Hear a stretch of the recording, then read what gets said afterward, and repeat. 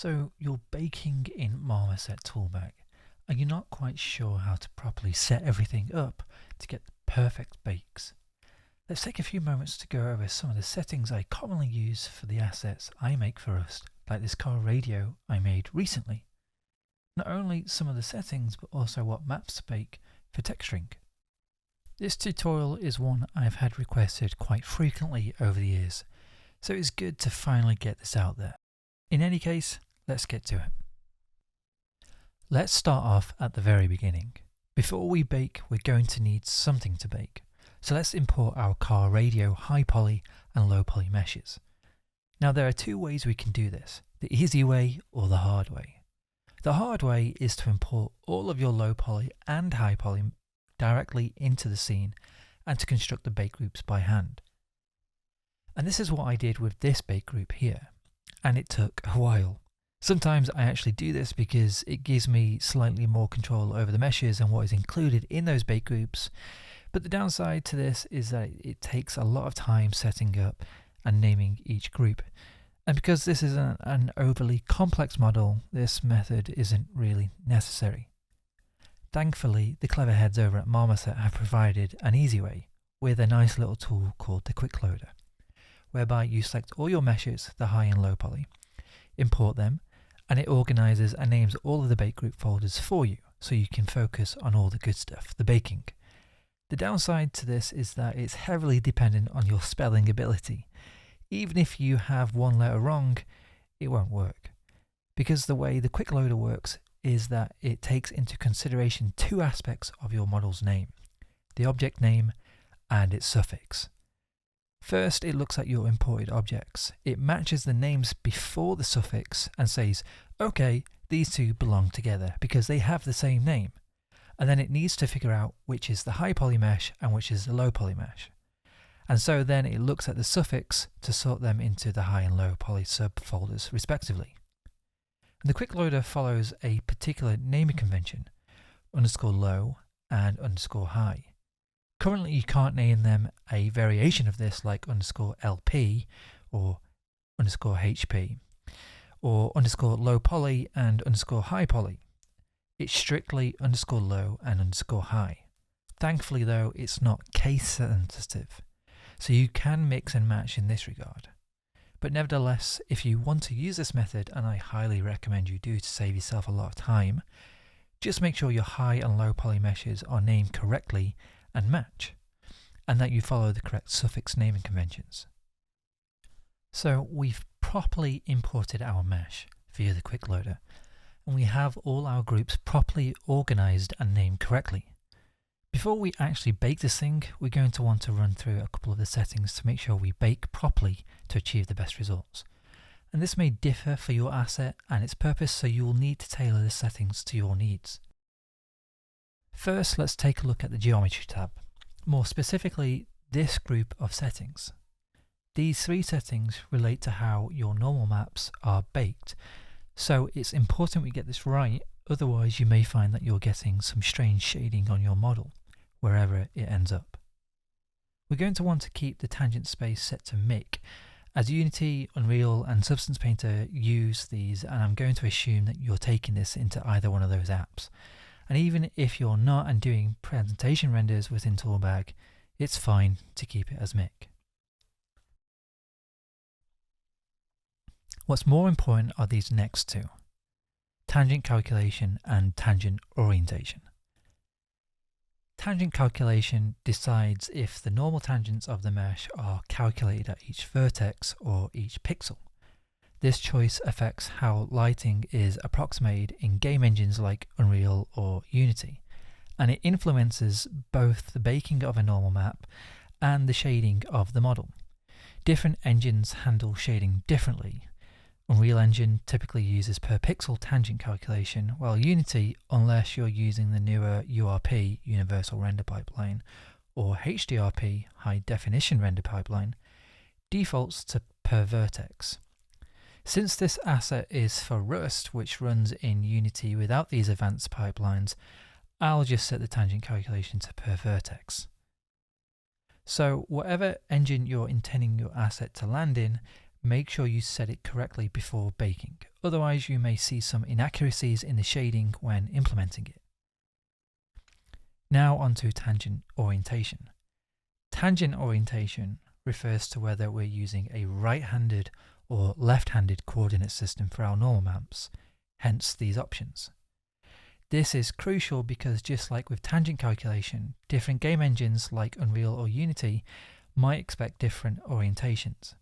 And this is really noticeable because if we get this wrong, we will see that our normals look inverted and we'll have to flip the green channel of our normal map. Most applications use right-handed unless you're Unreal Engine that uses left-handed system.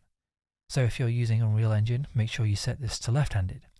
And all this does is essentially inverts the green channel of the normal map that's baked. Since we're baking this asset for Rust, we need to match Unity's right-handed system. So for this project, I'll just keep the tangent orientation as default.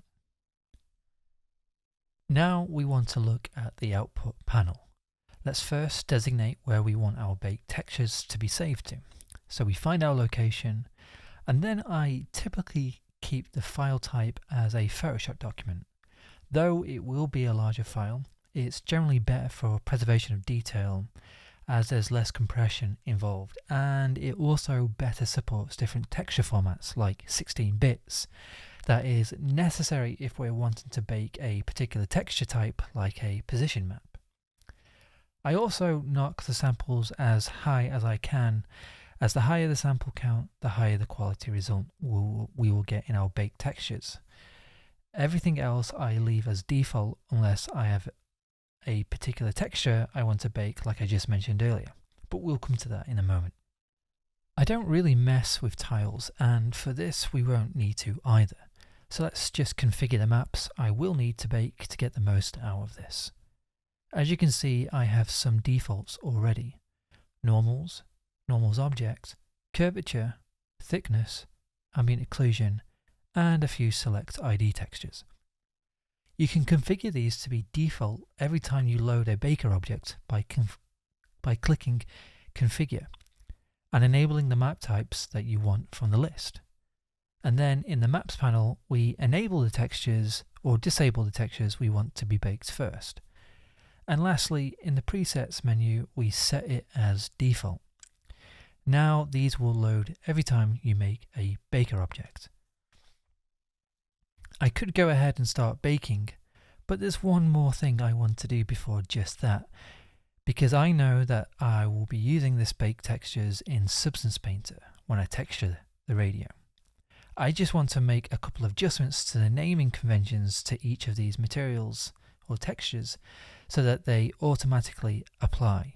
Yes, you heard that correctly.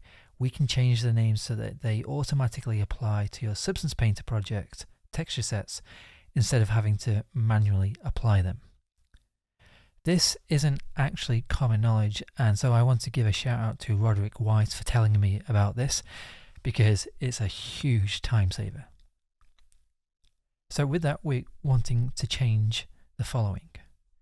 Normals from normal to normal underscore base. Normals objects from normal obj to world underscore space underscore normals. Curvature from curve to curvature. Thickness stays the same. Ambient occlusion from AO to ambient underscore occlusion, just like how I have done here. And you can change any of the ID textures to just use ID also. These naming conventions are just hard-coded into Substance Painter for some reason. So when we rename them, Painter recognizes them when we import them and automatically applies them to our texture sets. It's awesome. So make sure to save the preset as default again, and we can go ahead and bake. But actually, just before we do this, let's go into the tiles and let's change the resolution. I'm going to knock this up to 4K, and the reason why I do this is because it's pretty fast baking for me, so I don't really see any reason to do any test bakes at lower resolution because baking in Marmoset Toolbag is super fast now, especially with RTX GPUs. So let's go into the bake panel and hit bake, or start in this instance. And we'll wait until that's done. I didn't speed the video up there. It really did take a few seconds to bake all 5 textures at 4K. Honestly, Marmoset Toolbag is just insane. You'll notice that you don't really see any change, and that's normal. All we have to do is hit the preview material button and it will apply the material to our asset.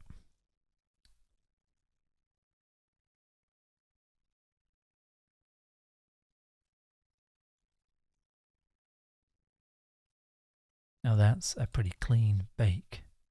There are some improvements that I would like to make, but generally speaking, that's pretty good. I'm pretty happy with that.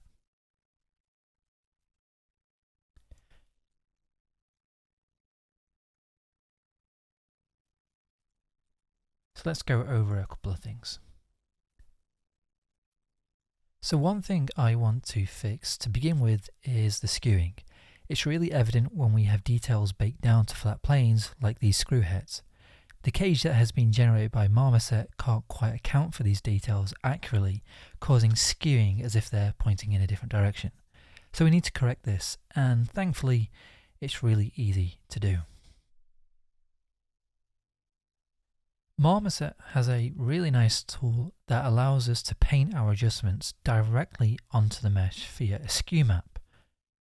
And we access this by selecting the low folder of one of our bake group objects and hit the paint skew button to begin.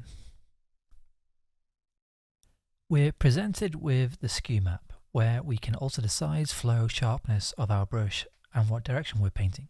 So I max out the flow and sharpness and make sure that I'm painting black, and I start painting over the affected areas.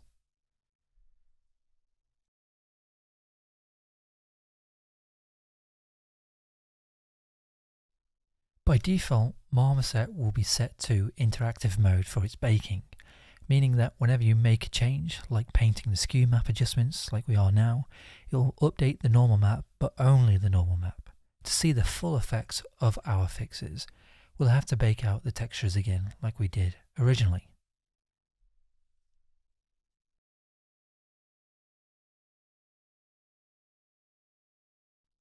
So after painting our adjustments, let's go ahead and rebake our textures.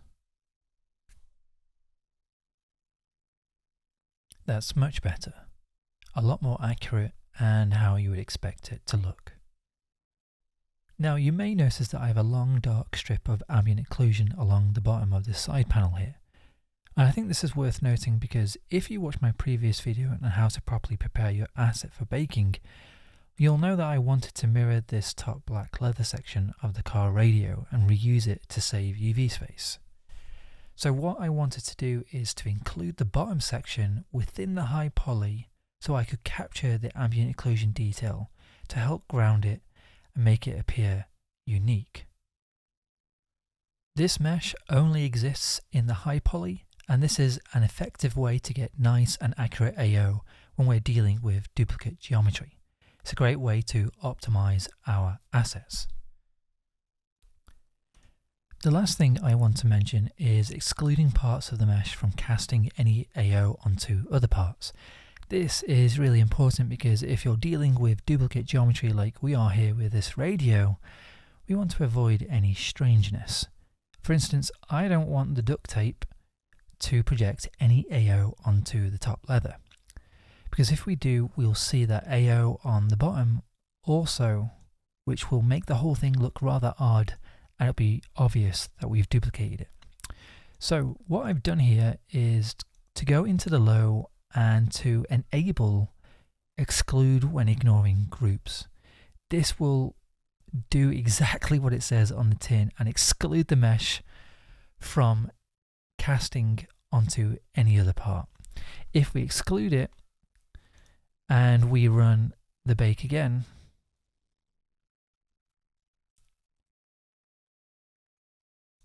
we'll get some nice AO from it. It may not look like we have anything here, but as soon as we check this out in something like Blender, where we've duplicated the top to the bottom, we can see that the AO is clearly seen, and we're not really wanting this because we can see on the ends the fall off from where it peels away, and it's just really undesirable.